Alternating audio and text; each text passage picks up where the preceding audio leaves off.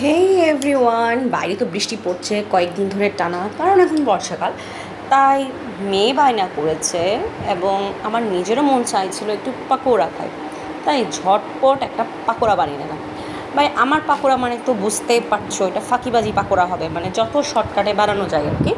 তো আমি এখানে মোটামুটি 1 কাপের মতো ময়দা নিয়েছি, আর 3টা ছোটো ছোটো পেঁয়াজ আমি কুচি করে নিয়েছি।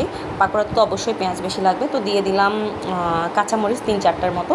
এরপর যেটা দিচ্ছি সেটা হচ্ছে ম্যাগি ম্যাজিক মশলাটা, আর দিয়ে দিচ্ছি অল্প একটু লাল গোলমরিচ, একটু ঝাল ঝাল হবে পাকোড়াটা। পাকোড়া একটু ঝাল না হলে খেতে ভালো লাগে না। একটু জিরার গুঁড়ো আর একটু আস্ত জিরা দিয়ে দিচ্ছি। এই সব ইনগ্রিডিয়েন্টসগুলো দেওয়ার পরে আমি অল্প অল্প করে পানি দিয়ে পাকোড়ার লেইটা বানিয়ে নিব। সবাই তো জানো পাকোড়া কীভাবে বানায়। এখন রেসিপি জানে না, এটা ওটা বানাতে জানে না এমন কোনো মানুষ খুঁজে পাবে না। কিন্তু তুমি অল্প অল্প পানি দিয়ে একটা মোটামুটি বেশি পাতলা না আবার বেশি ঘন না, এরকম একটা লেই বানিয়ে নেব। আমি অল্প অল্প পানি দিচ্ছি, অল্প অল্প পানি দিয়ে আমি লেইটা বানিয়ে নিচ্ছি।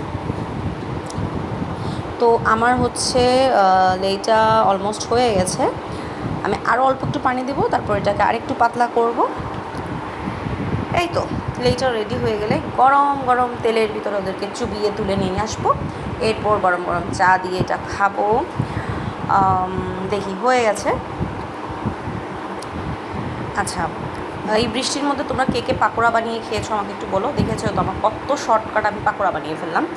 এই যে তেল গরম হয়ে গেছে, এখন এখানে একটু তেলের ভিতর আমি ছোট ছোট গোল করে করে আমি পাকোড়াগুলো দিয়ে দিচ্ছি।